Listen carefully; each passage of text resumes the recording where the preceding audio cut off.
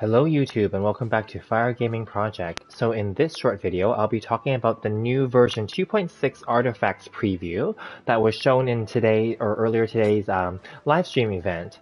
And so the two new artifact sets that will become available in the new artifact domain in the chasm likely. The first set is called the Vermilion Hereafter and the second set is called the Echoes of an Offering. So I'm going to go over both of them and I'm going to talk about what my early thoughts are and who I think the characters who I think the artifacts are suitable for, like which characters, and you can already see on the screen. I kind of have an idea here already. So let's get to it. But before we do, make sure that you guys are subscribed, that you hit the thumbs up for me. That would be really helpful. Please check out my other videos, and also join me on Discord and talk about this game, Genshin Impact, or other games, or anime, or anything that you're watching, like shows or TVs, movies. So feel free to join me on all that. Feel free to also leave me questions and comments as well in this video or any other video, and check out my other videos. I did the 2.6 review, basically rundown overview of the live stream event and my thoughts on it. I did a separate video about the 2.6 character banners coming up. I also quickly did one right before this about the new weapon and my thoughts on it. I'm going to go into more detail about the thoughts on the weapon and also Kamisato Ayato more as we get more official information in the coming weeks. So I don't want to go too much and too deep on it right now, too early. I'll wait a little bit for those ones, and I don't want to bombard with too many videos. So this will be the last one for this set of videos, this series, and then I'll move forward with more Kamisato Ayato related ones, and we'll talk about the 2.7 rerun characters in the future video as well. So let's get to it now for this. So the new artifact set, so Vermilion Hereafter. So it will be on the thumbnail card in the beginning, but I will read it out as well. So the two-piece set is attack plus 18%, which is solid, just like Gladiator set and Shimenawa set, right? Four-piece set. After using an elemental burst, this character will gain the Nascent Light effect, okay, which will increase their attack by 8% for 16 seconds, which is a pretty good duration. When the character's HP decreases, their attack will further increase by another 10%. This increase can occur this way a maximum of 4 times. That's pretty good. That's a pretty good. And this effect can be triggered once every 0.8 seconds. Nascent Light, which is the stack's name, will be dispelled when the character leaves the field. If an elemental burst is used again during the duration of the Nascent Light, the original Nascent Light will be dispelled, so it will refresh it. Okay, so it's pretty obvious that this Vermilion Hereafter set is going to be most suitable for Xiao, who's on the screen. Many people already predicted that because he continuously loses HP, especially when he does his burst. So that's why he's going to be a really good candidate for it. Also, the circlet, the image of the circlet, looks like his Yaksha mask. Not specifically his, but you know how he had a team of teammates? And one of them is Electro, and his teaser storyline background thing. Way back when, they did talk about how the other Yakshas died and or disappeared. And that mask looks like the Yaksha for the Electro one. So it's likely going to be his new best in slot artifact set, which is perfect because currently he actually does not have a best in slot artifact set. He's not good with the Viridescent Venerer set because he doesn't scroll as much as the other animal characters do. And so, for example, even for myself, and this is just as an example only, I'm just using like a Noblesse and a Gladiator set for him right now. Like a two-piece. Okay, the other character that comes to mind that I just thought of is her, HuTao. Now, she does lose HP every time she turns on her elemental skill, which is different than what it says in the passive, which is about the elemental burst. Because after you use the elemental burst, then you'll gain basically a stack, and you'll get an increase of 8% for 16 seconds. So her burst, which she's kind of previewing here with the ghost, is actually still very powerful, and it will help heal her back a little bit. So it's okay, right? Because you still want to use her burst because it is still powerful. So then, like, if you were to use her burst, then you'll get an instant, of course, healing in her case, and you'll get the attack bonus.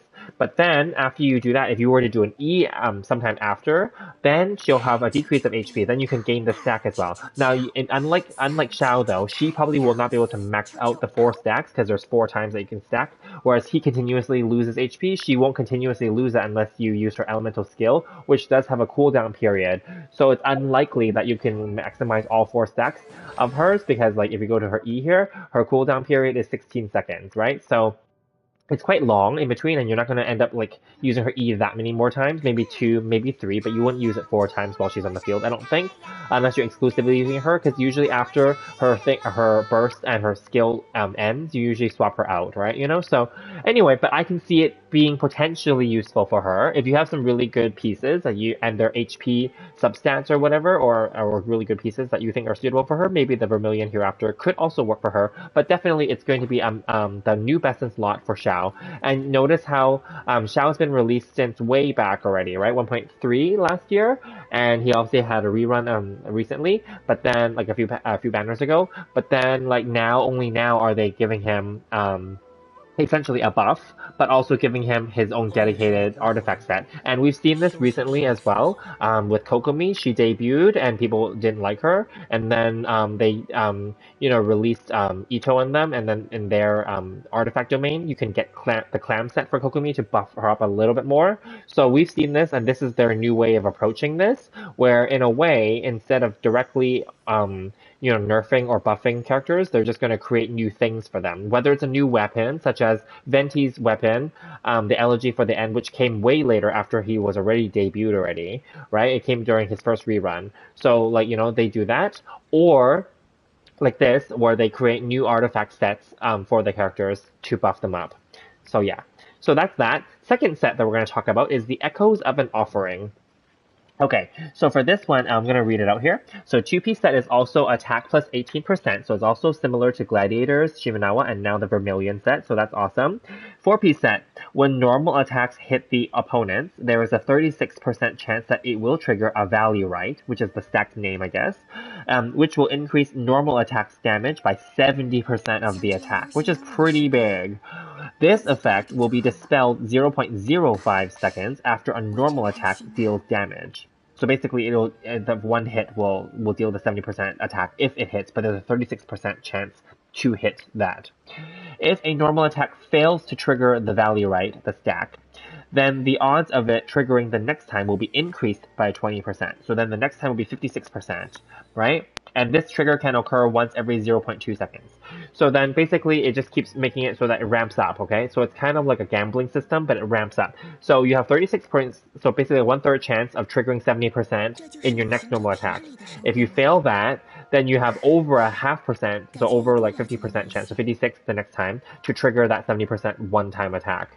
And if you fail that, then the third time will be like probably another plus 20, so a 76% chance to trigger. So that's like a 3/4 chance, right? And of course, if you fail that, then the fourth time after, then you have 96% chance, right? So it's pretty good. So clearly this Echoes of an Offering set is meant to be best in slot signature set for Kamisato Ayato, who is yet to be released because we don't know his kit officially yet. We also don't know his multipliers and how he actually works in terms of how you're supposed to best play him or rotate him. But clearly, if this is any indicator, he is definitely going to be a very normal attack reliant character. Whether that means that his multipliers are low to start with and this plus 70% is meant to buff that up, or that or they're going to be decent and this is meant to just buff that up more because his kit just relies on normal attacks more, okay, than other things than his E skill or his burst. For example, we've seen with Raiden Shogun, when you turn on her burst, it actually turns into normal attacks. However, they're counted as burst damage, of course, right? So then similarly, is his E skill, because that's going to be his main source of damage, does that turn it so that you have to focus on his normal attacks? And we've seen that even with HuTao, in her kit. If you look at it, just to briefly talk about this, so her E skill doesn't do anything other than turn on extra damage, basically, for her normal attack.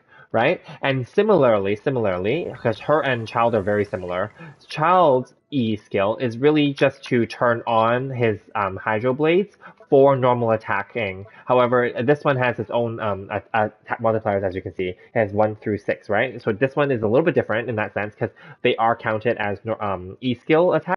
But then, for example, HuTao's, she doesn't have that listed there. You don't see hit 1 through 6 or whatever, or 1 through 5, or 1 through 4. It's actually, so this is just to turn it on to buff this. So then, yeah. Anyway, we'll see how it goes with Ayato. Then likely it's going to be possibly similar to HuTao then. It's going to be probably, maybe the E skill turns it on and buffs the normal attack, and then this set Echoes of an Offering will buff that further. I don't know. But another character that comes to mind is going to be his sister. She does use normal attacks, especially if you use her in that way, because I find that I do use her normal attacks a lot too.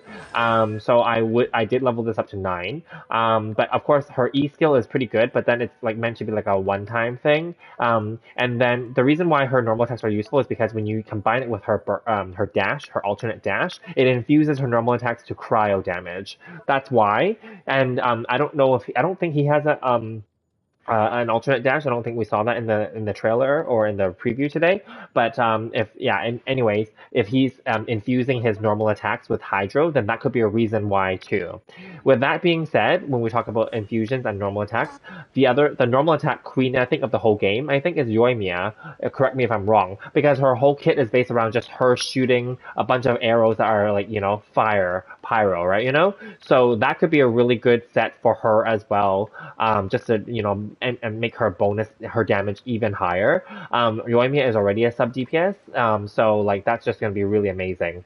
So anyway, I just want to leave it there.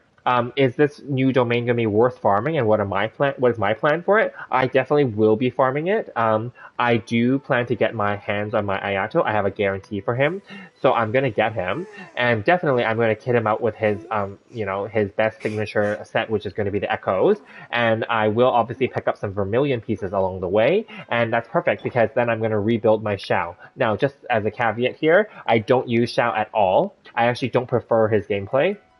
I don't like the fact that his HP decreases, and I don't like plunge attacks in the way that he is operated on the PS5, because you actually have to jump up and then actually like slam it down each time, and I'm not that fast at it. Okay, just like But for Kazuha, we've already talked about this previously. Kazuha's is a little bit different, so his is more smoother and fluid to do. So anyway, with that being said, though, I'll leave it there, and I will look forward to these new sets, and I definitely hopefully can get them done and early at some point to get the good pieces up early, because I don't like farming them over and over and over. So I have to have that balance of when I can figure out if I can get a decent set or not for Ayato. But hopefully I can right away and get some good pieces for Xiao and rebuild them. And of course I will have a review video for them once those are ready to go. That'll be way in the future. Probably like a few weeks away. But anyway, thanks for joining me here, and do check out my other videos. And there are other videos coming, again, like I said earlier in the beginning, that I will be doing more in-depth pre-release analysis of Kamisato Ayato and his weapon options and other things to talk about as we get more official information, because there's no point talking too much now about them in detail because we don't have all the information right now. Things can change, right? So let's just wait and see. I will see you guys there, and I look forward to 2.6. Please feel free to leave me questions and comments, and let me know what your plans are for this new artifact domain and these sets as well.